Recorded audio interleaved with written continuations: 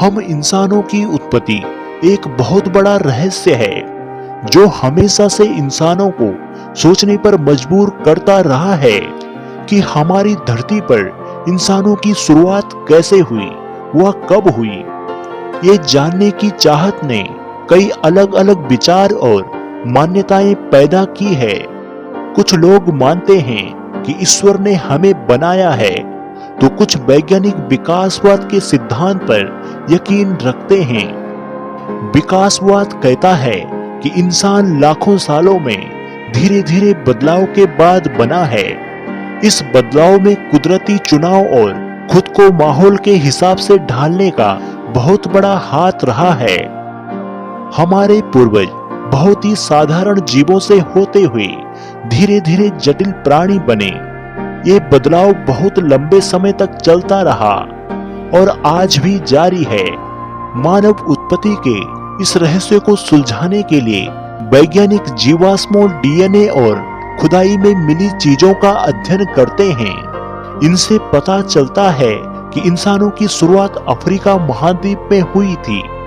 यहीं से इंसान धीरे धीरे दुनिया के अलग अलग हिस्सों में चले गए और अलग अलग संस्कृतियां और सभ्यताएं बनाई।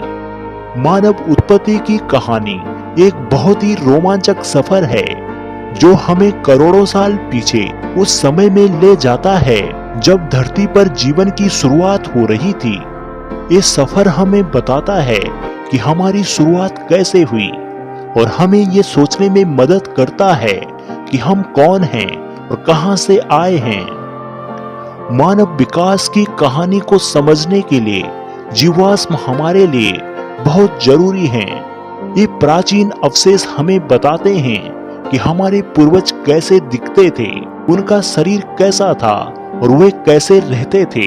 हालांकि जीवाश्मों से पूरी जानकारी नहीं मिलती है, फिर भी ये हमें मानव विकास के कुछ अहम पड़ावों की झलक दिखाते हैं। सबसे पुराने मानव जैसे जीवाश्म अफ्रीका में मिले हैं। ये जीवाश्म लगभग 7 लाख साल पुराने हैं और इन्हें वैज्ञानिकों ने होमो सैहेलैंथ्रोपस का नाम दिया है।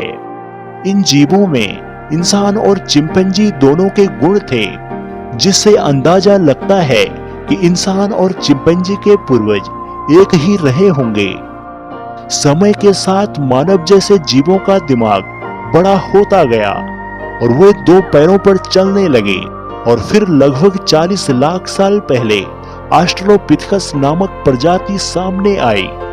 ये पूरी तरह 2 पैरों पर चलते थे और इनका दिमाग आज के इंसान से काफी छोटा था। और लगभग 25 लाख साल पहले होमो वंश की शुरुआत हुई, जिसमें आज का इंसान भी शामिल है।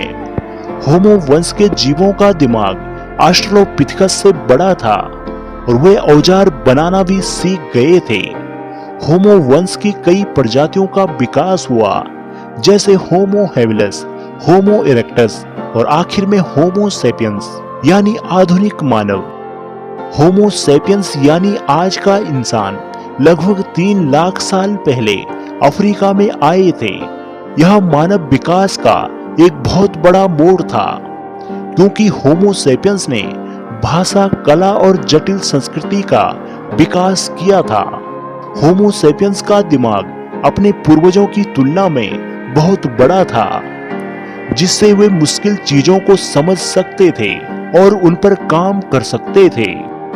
उन्होंने पत्थरों के औजारों का इस्तेमाल किया था और शिकार करने के लिए नए नए तरीके खोज निकाले।